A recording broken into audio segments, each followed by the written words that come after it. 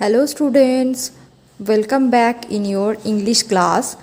Today we are going to start our chapter 3, The Wolf and the House Dog. Let's start reading. There was once a wolf who got very little to eat because the dogs of the village were always wide awake and watchful. एकदा एक time में एक लोमड़ी जिसको बहुत कम खाने के लिए मिलता था, वेरी लिटिल बहुत कम, टू ईट खाने के लिए मिलता था, बिकॉज क्योंकि the dogs of the village उस गांव में जो कुत्ता रहता था वेर ऑलवेज वाइड अवेक सर्वदा जागृत रहता था, एंड वॉचफुल मतलब देखता रहता था कि ये लोमड़ी कुछ ज़्यादा ना खा ले। He was really nothing but skin and bones. उसकी शरीर में सिर्फ उसकी पतली चमड़ी एंड बोन्स मतलब हड्डी और चमड़ी के अलावा उसकी शरीर में कुछ नहीं था, मतलब वो बहुत ही दुबला पतला था। And it made him very down hearted to think of it. ये बट एंड इसके बाद ये क्या था, ये जो उसकी पतली चेहरा था, ये इसको लेके वो जब चिंता करता था इसके बारे में, तो वो down hearted means disappointed, upset, बहुत दुखी होता था, बहुत चिंता करता था जब इस बारे में, तब वो बहुत हताश हो जाता था कि मेरा शरीर में चमड़ी और हड्डी के अलावा और कुछ नहीं है। नेक्स्ट देखो, one night this wolf happened to fall in with a fine fat house dog who had wandered a little too far from home. एक दिन एक रात में वो लोमड़ी किसके साथ उसका मुलाकात हुआ, a fine fat house dog. Fine मतलब बहुत सुंदर और मोटा एक घर की कुत्ता, जो वंडर मतलब घूमना, इधर उधर घूमना, जो इधर उधर घूम रहा था, a little too far from home, उनकी घर की थोड़ी सी नज़दीक में ही वो घूम रहा था। The wolf would gladly have eaten him then and there. तो वो वुल्फ क्या सोच रहा था, ये सोच रहा था मैं ये मोटे वाले जो कुत्ता मिला देख रही हूँ, जिस कुत्ते को देख रही हूँ, उसको बहुत आनंद के साथ खा सकूँगी। But the house dog looked strong enough to leave his marks should he try it. But उसकी जो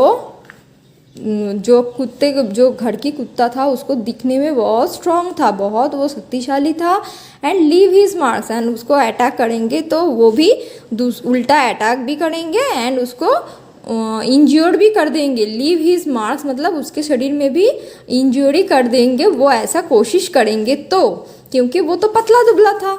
सो the wolf spoke very humbly to the dog complimenting him on his fine appearance.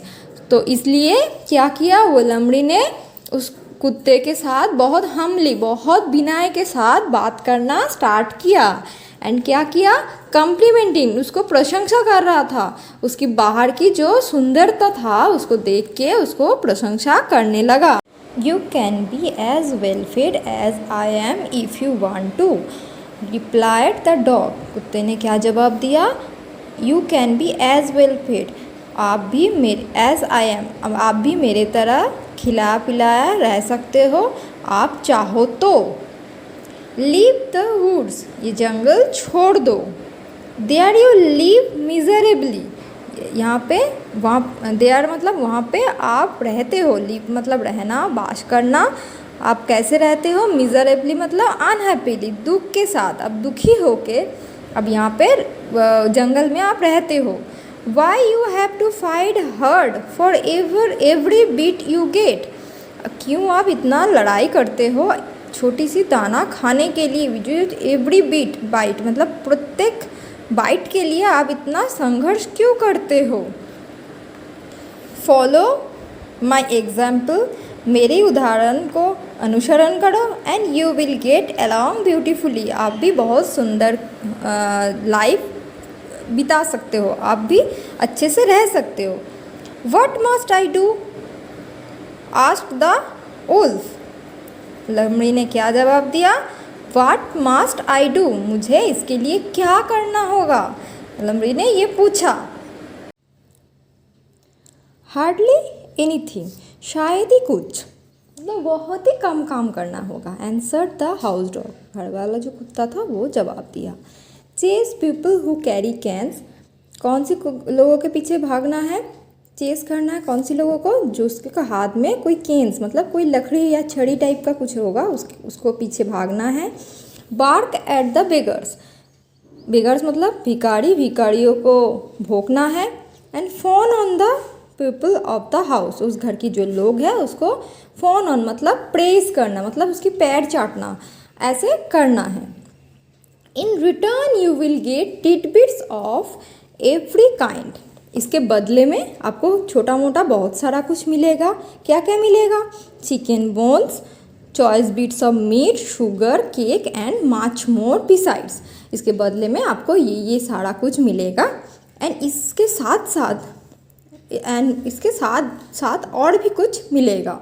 Not to speak of kind words and cares, आपको इसके लिए ज़्यादा कुछ दयापूर्वक बातें, शब्द और कोई भी केयर दिखाना नहीं पड़ेगा। कोई भी कोई भी स्ट्रोक मतलब कोई भी और कुछ काम इसके लिए आपको करना नहीं होगा। The wolf had such a beautiful vision of his coming happiness, जो लोमड़ी था वो मन में सोच रहा था, उसकी विजन में आ रहा था एक बहुत अच्छा उसकी अवस्था होगी, बहुत खुशी मिलेगी। दैट ही ऑलमोस्ट वीप, जो ऑलमोस्ट ऑलवेज वो सोचता रहा था ऐसे बहुत सारे खुशियाँ उसको मिलने वाला है। But just then he noticed, बस उसी टाइम वो नोटिस किया मतलब वो देखा that the hair on the dog's neck was worn and the skin was chafed. क्या देखा उन्होंने? जो कुत्ते था उसका गर्दन में, नेक मतलब गर्दन की जो लोम है वो थोड़ा सा उठा है, मतलब नहीं है वहाँ पे सही तरह का लोम। एंड द स्किन, जो चमड़ी है वो कैसे राफ्ट हो गया, वो स्क्रैच हो, जिसमें उसमें कुछ घिसट गया है, ऐसा हो गया। What is that on your neck, आपके गर्दन में क्या है? Nothing at all replied the dog, कुछ नहीं है। व्हाट, क्या? नथिंग, कुछ नहीं। ओह जस्ट ए ट्रफल, ओह ऐसा इम्पोर्टेंट कुछ नहीं है। But please tell me, but जो भी है आप मुझे बताओ।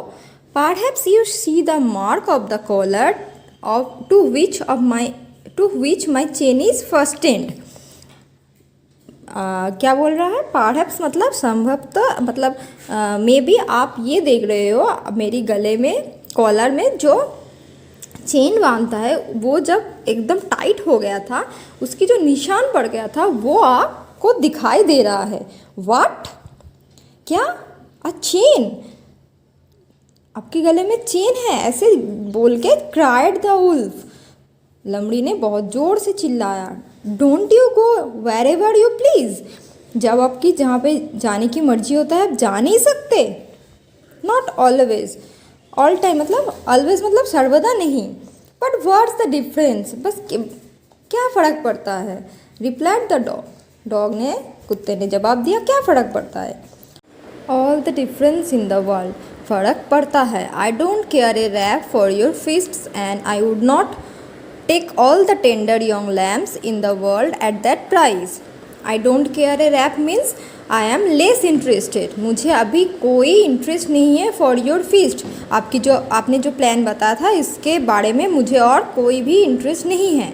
And I would not take all the tender young lambs in the world at that price, मुझे कोई भी पूरी जगत में आप मुझे इतना भी युवा वेरी मुझे दे दो, मैं किसी की कीमत के बदले में, मुझे ऐसा प्लान नहीं चाहिए, मुझे ये मंजूर नहीं है।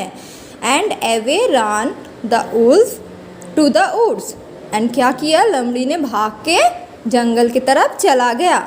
लास्ट देयर इज़ नथिंग और सो मच एज लिबर्टी, इस दुनिया में स्वाधीनता, लिबर्टी मीन्स फ्रीडम या इंडिपेंडेंस, इसके अलावा और कुछ नहीं है। It is the moral of the story. So let's read this chapter carefully and try to understand this chapter. If any doubt, any question, please ask me in the evening. Thank you.